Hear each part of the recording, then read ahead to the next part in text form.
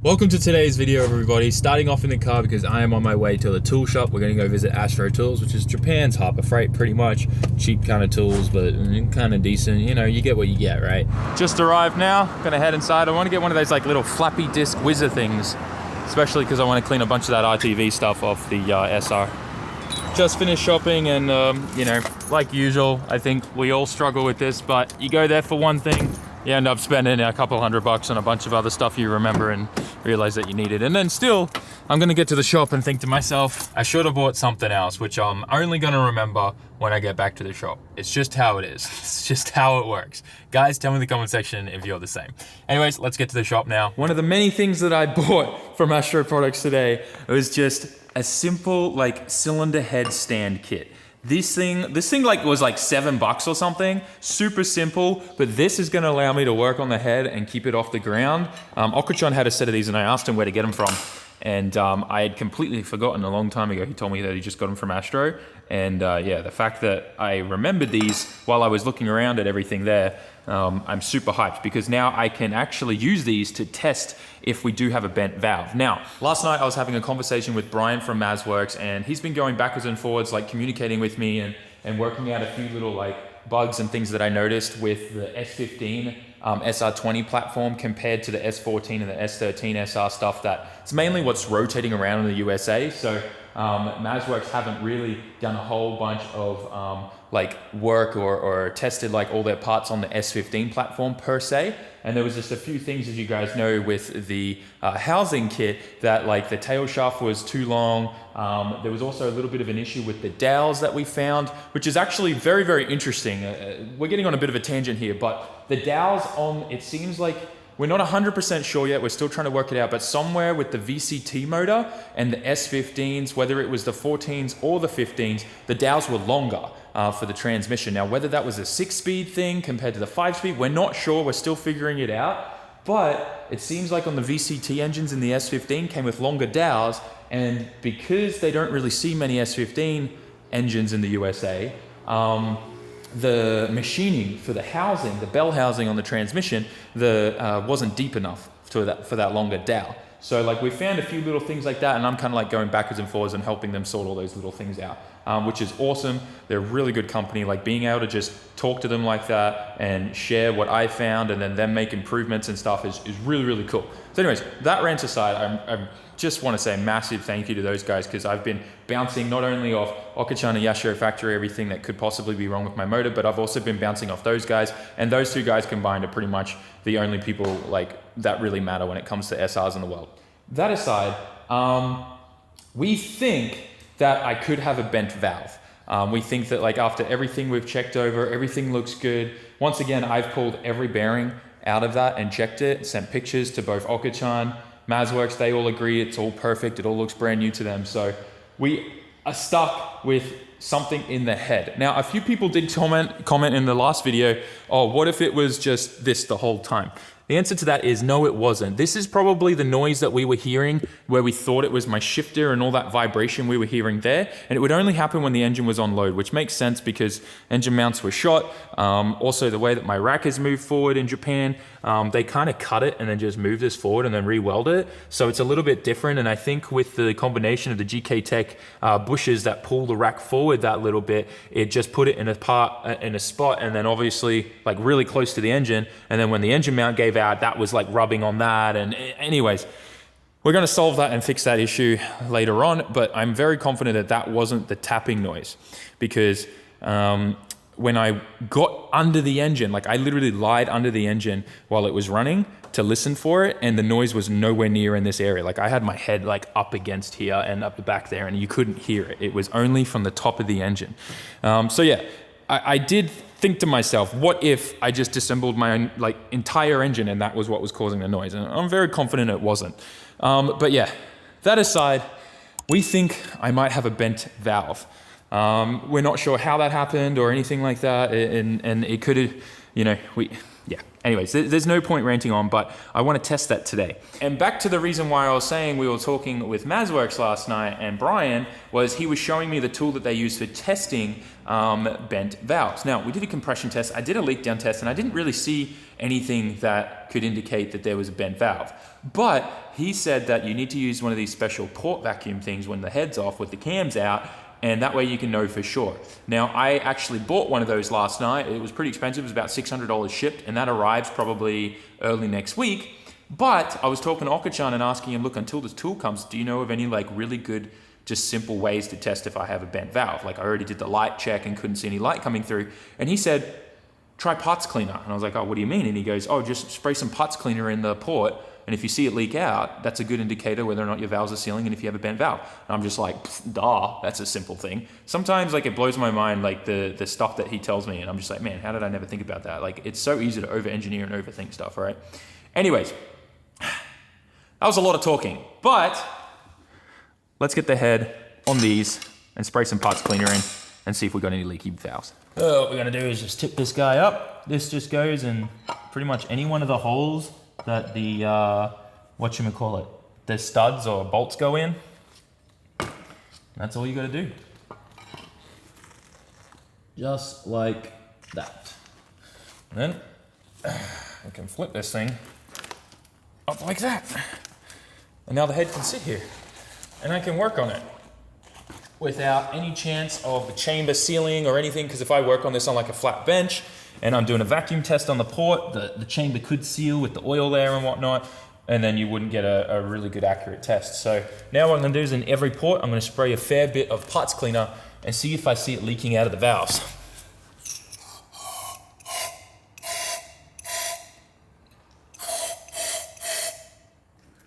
Nothing, so far at least.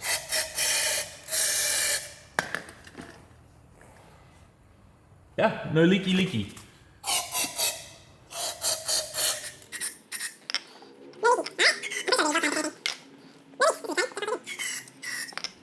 Yeah, no leaks right now.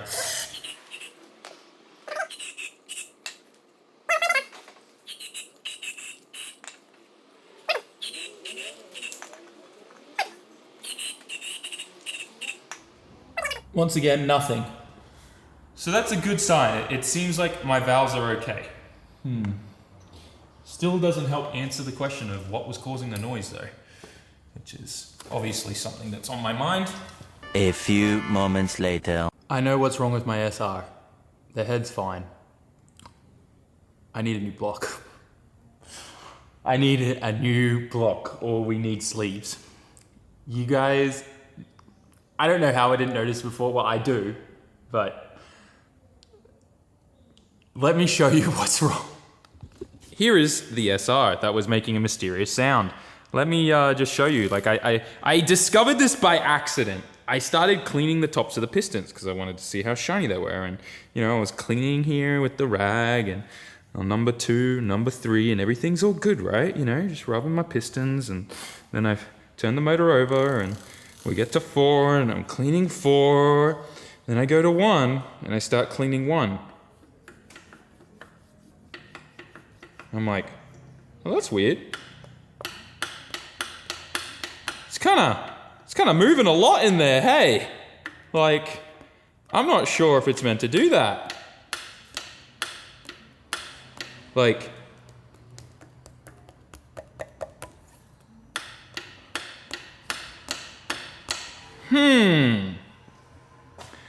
Then I'm like, let's clean the bore. So I get in there and I clean her out, and then I'm like, oh geez, that's a lot of damage. How did I not see that before?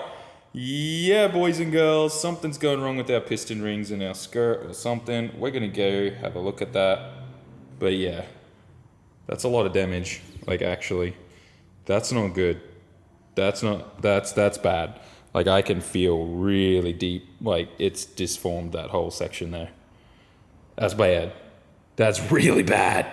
I'm not even upset. Like, I am so happy. You have no idea. Like, I barely slept last night. This was wrecking my brain. I finally know why the engine was making that noise. The engine has failed. We have a problem. We know what it was. It wasn't rod knock. It wasn't... something's going on. It was piston slap or something's wrong with the rings or something. We're going to pull it out and have a look. But I am so relieved, like, to know that we actually know what the issue is now. Makes me feel so good, and it lines up with why the noise kind of stopped when I unplugged cylinder 1. It makes sense now. Everything makes sense. Oh my God. Also, while I was talking to Mazworks last night, we did confirm as well that the timing chain guides are meant to have that much play, so that's normal. So yeah, everything confirms that it's like in the front of the engine, and it kind of sounded like it was up the top, and that makes so much sense. Like, oh, that's crazy. You know what? I'm not even upset. I've already said that, I know, but I'm so happy. I'm so happy. This video is supposed to be about R32 aero kit stuff, which we'll get to in a bit, but like, we know why the SR failed now. We know.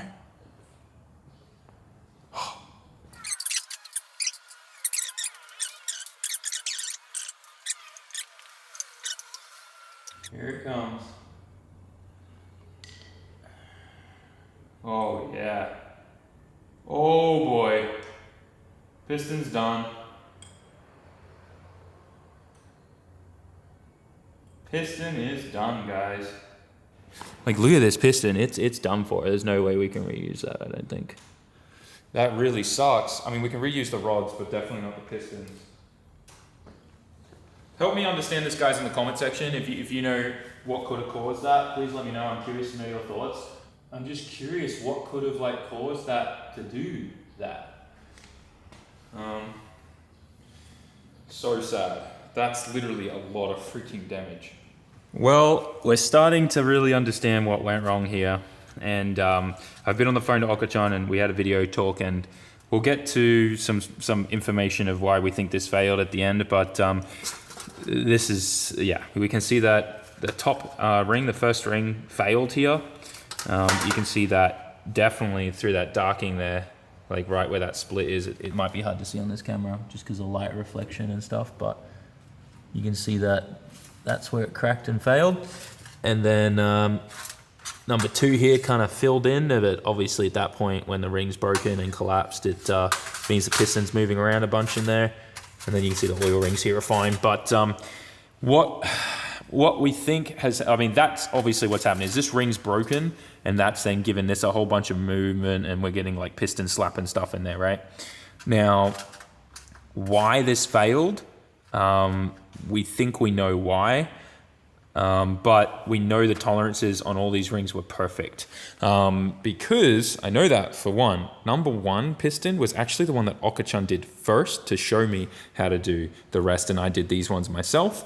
And then we went back and we both triple checked each other's work. So I triple checked this one and Okachan checked it again. Like we went through and checked them all 3 times. So we know the clearancing and the gap that was fine, right? We know that was okay. This is where we get to the next part. We think the bore was already not like damaged, like because we knew the bore was really nice by looking at it, but we think it may not have been perfectly round, or there was some other issue down the bottom that then caused the ring to, you know, go through the problems that it did. And the reason why, if you guys remember when we pulled my engine apart, we found that it was going to really need to be re-sleeved. Just with all the boost I was running and stuff like that. It's very common in the SRs that the OEM sleeves are kind of trash, and when you start making big power and dealing with, like, you know, heat, and sometimes you may get a little bit of detonation or stuff like that, right? But with the boost that I was running, the stock sleeves don't like that. And well, those sleeves had kind of started failing and running away from themselves, so Okachan was going to get that block re-sleeved, which was my original block, and he was like, look, I have this really nice kind of virgin block from Nissan. Like this block doesn't have an engine number on it. It just says SR20. This is a brand new block that came from Nissan. The only thing was, when Okachan got this block, he threw it in one of his cars, and it had stock pistons and rods in it. Like, it was a stock SR20 bottom end, like short block from Nissan, right? And it lasted 2 events. He had something go wrong with the boost controller or the wastegate, and the car boosted to the moon, right? And I can't remember, and he can't remember exactly what happened, but something failed in cylinder number 1. Starting to make sense now, right? So he kind of apologized to me and said, look, there's a really good chance that that bore was kind of screwed. Like, as in, like, it wasn't perfectly round or something like that from that issue of when it over boosted and all that. So, which kind of can happen with the stock sleeves, I've heard. So anyways, this is where we're at. Most likely the block or the bore was probably already like out of shape and a bit damaged. And when we just looked over it, I don't think, like, none of us really even thought or second guessed it. It just looked perfect, so we put it all together. And knowing the history now, we probably should have like put a ball gauge or something on it. But hey, we were in a rush and we wanted to get this thing done. And while we did everything else correct, you know what? It still failed. And my first ever engine build failed. But you know what? It wasn't rod knock. I feel like rod knock is like the biggest insult. You know, the biggest like kind of failure. Like I feel like that would hurt the most if my first engine build got rod knock. But it didn't. It got something that potentially was out of my control. And you know what? It feels good. It feels good to know that, yes, my first engine build failed, but it wasn't for me most likely making a mistake and forgetting something. It was just, you know, the luck of the barrel with this. This was a block that was lying on the ground in Okachan's shop, and we looked at it and we were like, you know what? It looks perfect. Let's just slap it together and hope for the best. And well, that's what that gets you. So, look, I have a decision to make now. I don't know what to do. I could be going 2.2, 2.1. All I know is I'm going to send this block off. We're going to get it some beefy sleeves put in this. We're going to get this fully bored all the way out to like almost the edge here of the water galleries. And then we're going to press in some beefy sleeves, some big, strong sleeves, something ready for some big power and strength. And then at that point, we can just stick with the, you know, the 86 bore, but, you know, it depends what we do with the pistons, because obviously these were perfectly all balanced, this set of 4. Now HKS, if you give them the numbers on the bottom here, they will send you a single piston that will match it. So we could do that, but I'm going to talk to Okachan and just see if he recommends that, you know, we get a full new set. And if we're getting a full new set and we're doing sleeves, we might as well do a 2.1 at least, or a little bit of an overbore, which will give us a nice little bit of an increase. But yeah, that's where we're at. That's where we're at. We now know what the problem is, and honestly, it feels good to have closure. But I just wish I could. I had a solution to get my SR up and running and back in there this week, because I wanted to take this thing up to Ebisu. So that's not happening, but that's all right. At least we have closure. We have closure.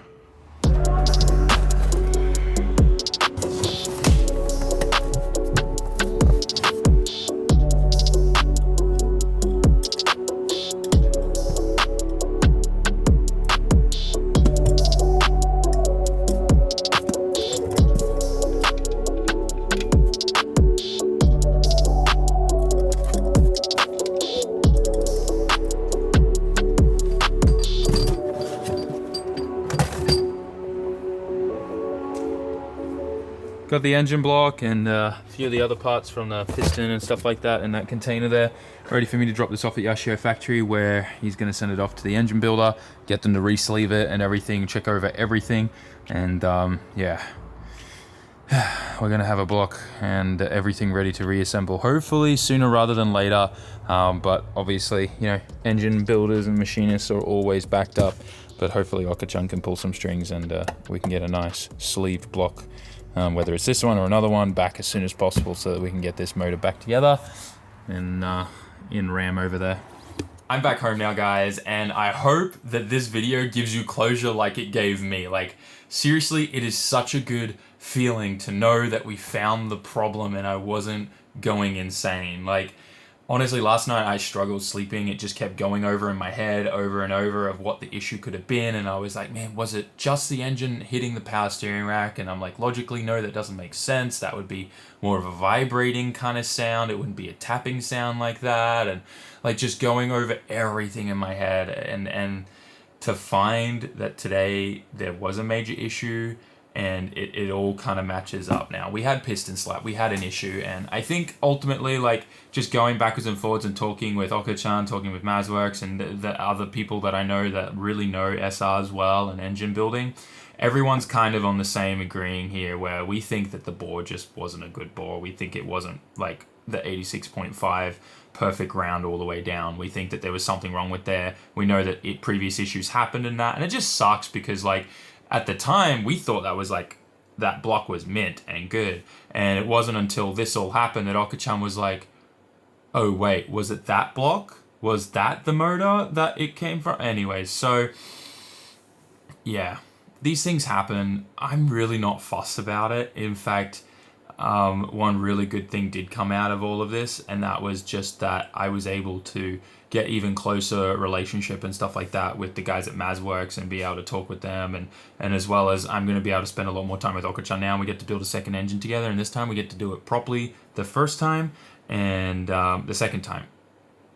You know what I'm saying. But anyways, this time we get to do it right. This time we're going to go a little bit all out. We're going to get some beefy sleeves in there. We were already going to be on the borderline of those OEM sleeves making 500, so that's what we got to do. Let's put those bigger sleeves in there. Let's just triple check over everything. And depending on what sleeves are available and in stock, because parts are so hard to find right now, raw materials are like pretty much out everywhere. So if they only have sleeves for a 2.1, we're doing 2.1. If they only have sleeves for a 2.2, we'll do a 2.2. Or if they're like, yeah, we can't get this block back to you for like 6 months, then we'll take the 2.2 that Okachan already has at the shop. You know what I mean? We'll figure something out, but I'm curious. Let me know down in the comment section, what do you guys want to see me do with this motor now that we have a chance to rebuild it again? I really want a fast turnaround. I'm hoping we can get sleeves and everything done in a couple weeks and I can reassemble the engine myself with Okachan, like just triple checking everything. Again, we'll probably just assemble it at Yashia and then we'll put it in the K-van and take it back to the shop. But yeah, I'm curious. What do you guys want to see me do? Let me know in the comment section. I think there's no point doing a VE head. I think like I really want to stick to 2 liters if we can, but you know, if the opportunity comes up and we have no other option, then let me know. What do you want to see me do? Thanks for watching, guys. Smash the like button, write a comment, and subscribe. I'll see you all in the next one. I'm excited. A bunch of stuff coming up soon. We've got R32 update. We've got Drift Matsuri. We've got a big update on the Z coming. We've got so much stuff happening. So, on really big top secret things too. Thanks for watching. Peace out. Ciao.